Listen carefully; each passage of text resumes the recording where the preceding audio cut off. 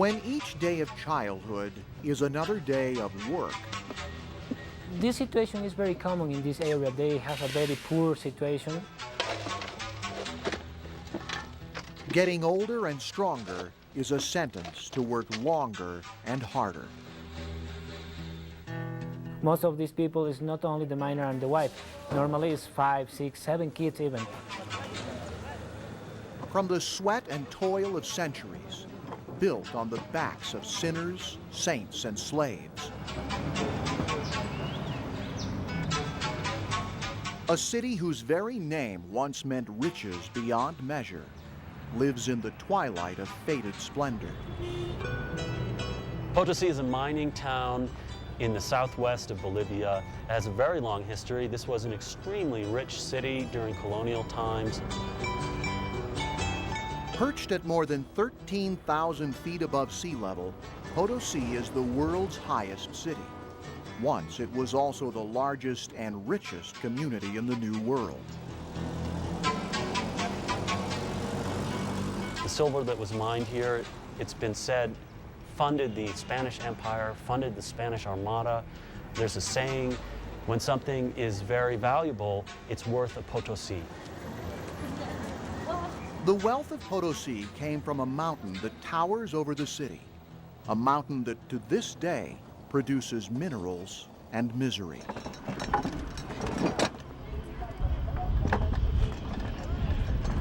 The mines on Cerro Rico, or Rich Hill, have been yielding the wealth of the Andes since 1545, when native people were enslaved to enrich colonial masters by extracting silver from the earth.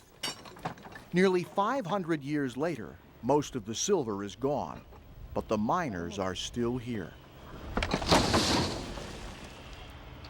Sometimes you have entire families who are involved in mine work in one way or another. You have the mothers who work outside. Sometimes they have jobs guarding tools and ore overnight. Sometimes they have jobs sifting ore. Often young children will have a job pushing a wheelbarrow. Today, it is a worldwide boom in the demand for tin that keeps the mines open, keeps local people employed, and keeps tapping a rich deposit of shame. CARE has found kids as young as 8 starting to work in the mines themselves. The average age at which they start is about 10. For hundreds of children in and around Potosi, childhood ends here. The kids see that they can make a little money by going to work in the mines, and often they feel a lot of pressure to do so because their family really needs the resources.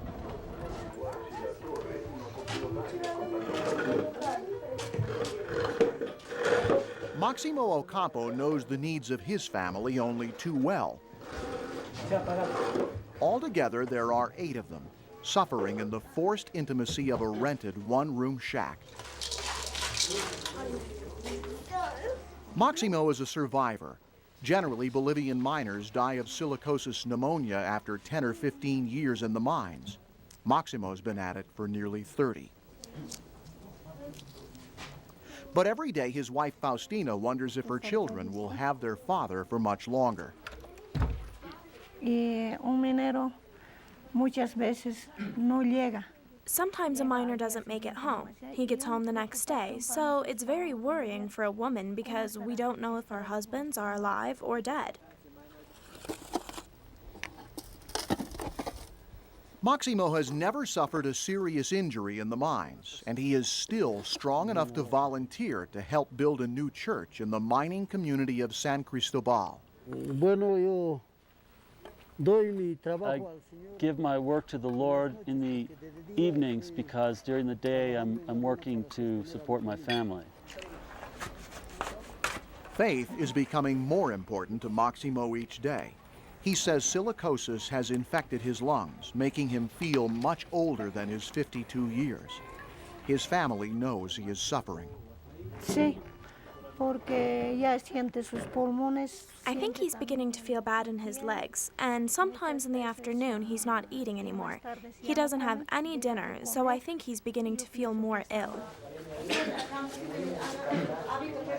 For the youngest children of Maximo and Faustina, schoolwork is still a priority. But once a son becomes big enough for physical labor, a miner's cough means other work has become more urgent. If the father is not working, the kids, they have to help the family. Even the wife has to work, has to look for many different resources to get some economical help to the family. One reason so many children now work in the mines above Potosi is that in the current economic reality, a family is a workforce.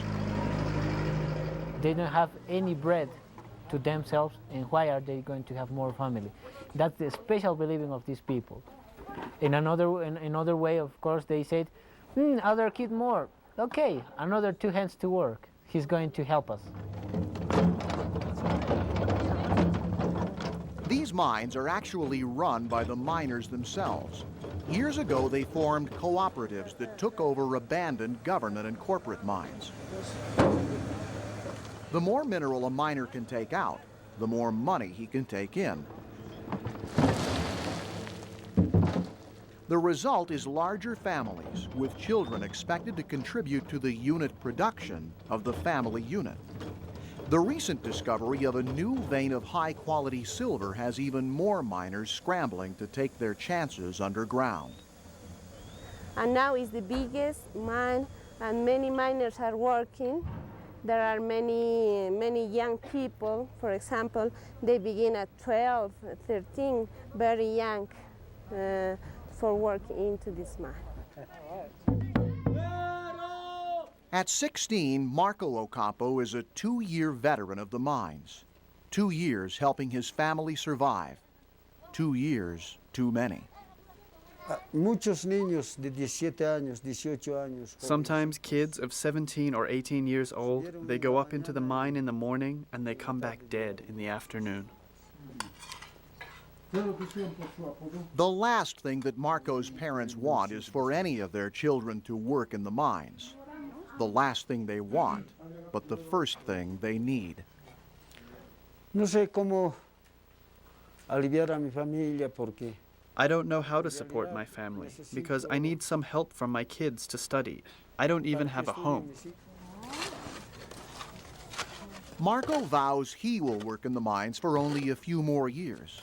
He says his family is important, but he must follow his own dream. Parte de la minería, trabajar a esta edad. I would like to be a professional, perhaps an engineer or something like that. For Marco's parents, the greatest fear is that his dream will be swallowed by the mine. Más preocupado de su padre. I am more worried than his father. Porque pienso que no puede llegar a mi hijo porque muchas veces que está pasando tantos accidentes en la mina. Because I am afraid that he can have an accident because in the mine is really dangerous. Any accident can happen anytime. When Marco's father listens to his son's constant coughing and throat clearing, he hears the echoes of a life he would wish on no one, let alone his own son. al contrario me dio el mal pago y me dio la enfermedad de la silicosis. In opposition, of course, I didn't have so much money, and I'm very ill now. I have silicosis. Es muy difícil, las horas son muy largos, aparte de eso, lo que te cansa. It's very difficult because inside the mine the hours are very long, you're very tired, you go inside very clean and you come outside very sweaty and tired and you swallow a lot of dust and it's really difficult.